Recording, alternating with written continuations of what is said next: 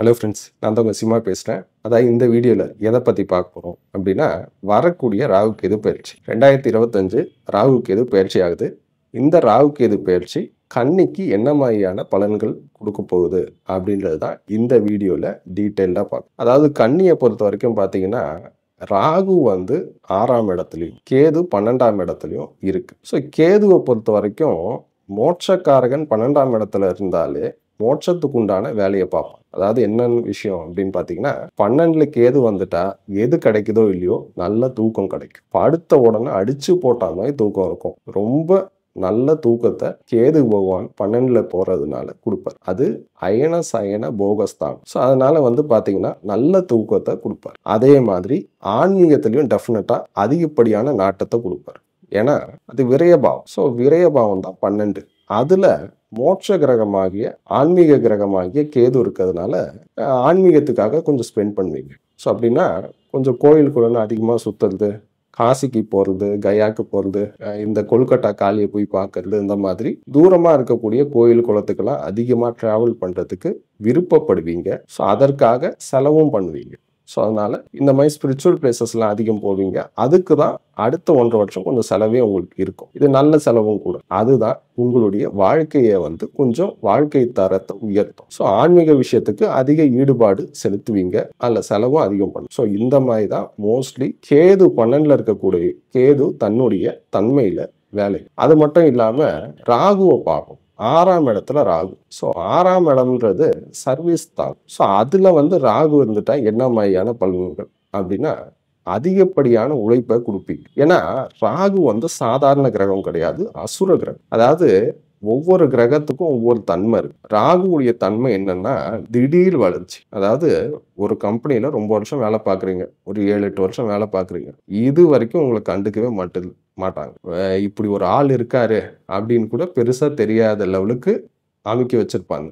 ஆனா இப்போ ராகு 6ஆம் இடம் அந்த சர்வீஸ் ஸ்தானத்துல போயிட்டதுக்கு அப்புறமேட்டு நீங்க செய்யக்கூடிய எல்லா விஷயத்தையும் நோட்டீஸ் பண்ணுவாங்க. ஸோ அதுக்கப்புறமேட்டு உங்க தகுதிக்கு ஏற்ப இவ்வளோ நாள் வர வேண்டிய ப்ரொமோஷன் அதெல்லாம் சேர்த்து வச்சு பெரிய லெவலில் பதவி உயர்வு, பெரிய லெவலில் சீட்டில் உட்கார வைப்பாங்க. ஒரு எப்படி சொல்றதுன்னா, ஒரு பவர்ஃபுல்லான சீட்டில் உட்காரத்துக்கு வாய்ப்பு டெஃபினட்டாக உண்டு. காரணம் என்ன அப்படின்னா, அது சர்வீஸ் ஸ்தானத்தில் ராகு போகிறதுனால நீங்கள் இவ்வளவு நாள் போட்ட சர்வீஸுக்கு உண்டான பலன்களை வந்து டெஃபினட்டாக கொடுக்கும். அது மட்டும் இல்லாமல் ராகு வந்து பாம்பு.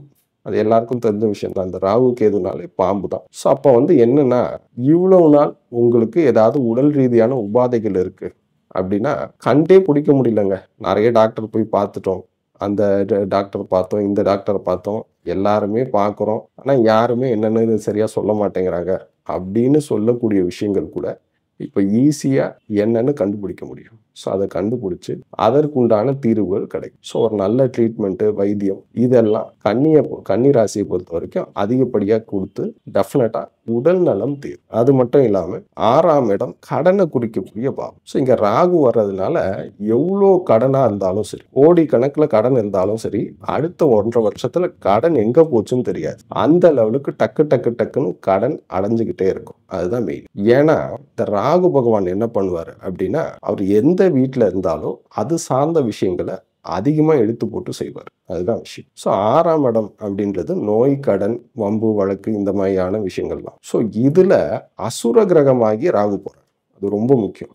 ஏன்னா ராகுவை பொறுத்த வரைக்கும் தீய பாவங்களில் இருக்கும்போது, அதாவது ஒரு தீய கிரகம் தீய பாவத்தில் இருக்கும்போது மிகப்பெரிய நல்ல பலன்களை தான் கொடுக்கும். ஏன்னா ஏதாவது அந்த வீட்டுக்கு ஆப்போசிட்டாக தான் ராகு பண்ணிகிட்டே இருக்கும். இப்போ பொதுவாக ஒரு நல்ல கிரகம் சுப கிரகம் இருக்கு, அது 6ஆம் வீட்டில் வந்ததுன்னா கொஞ்சம் டைம் சரியில்லைங்க, ஹெல்த்தை பார்த்துக்கோங்க அப்படின்னு சொல்லுவாங்க. ஆனால் ராகு வந்து தீய கிரகம். ஸோ அவங்க தீய கிரகம் வந்து இந்த 6ஆம் வீட்டில் வரும்போது ஆல்ரெடி இருக்கக்கூடிய ஹெல்த் இஷ்யூஸ் எல்லாம் டோட்டலே சரி பண்ணிடும். ஆல்ரெடி இருக்கக்கூடிய கடன் பிரச்சனைகள், வம்பு வழக்கு இந்த மாதிரி எல்லா விஷயங்களும் சால்வ். அதுதான் மெயின். ஏன்னா இந்த மற்ற கிரகத்துக்கும் ராகு கேதுக்கும் வித்தியாசம் உண்டு. இவங்க மட்டும் கொஞ்சம் ஆப்போசிட். எதை எடுத்தாலும் பலன்களையே ஆப்போசிட்டா தான் தருவாங்க. அதாவது மற்ற கிரகங்கள்லாம் கிளாக் வைஸ்ல போகும்போது ராகு கேதுக்கள் மட்டும்தான் ஆன்டி கிளாக் வைஸ்ல வரும். ஸோ இதுல இருந்தே உங்களுக்கு அந்த வித்தியாசம் புரியும். ஸோ எந்த லெவலுக்கு வித்தியாசமானவங்க. ஸோ அப்ப ராகு கேது அடுத்து 1.5 வருஷம் கன்னியை பொறுத்த வரைக்கும் மிக சிறந்த நல்ல பலன்களை தான் டெஃபினட்டா கொடுப்பாங்க. ஸோ அதனால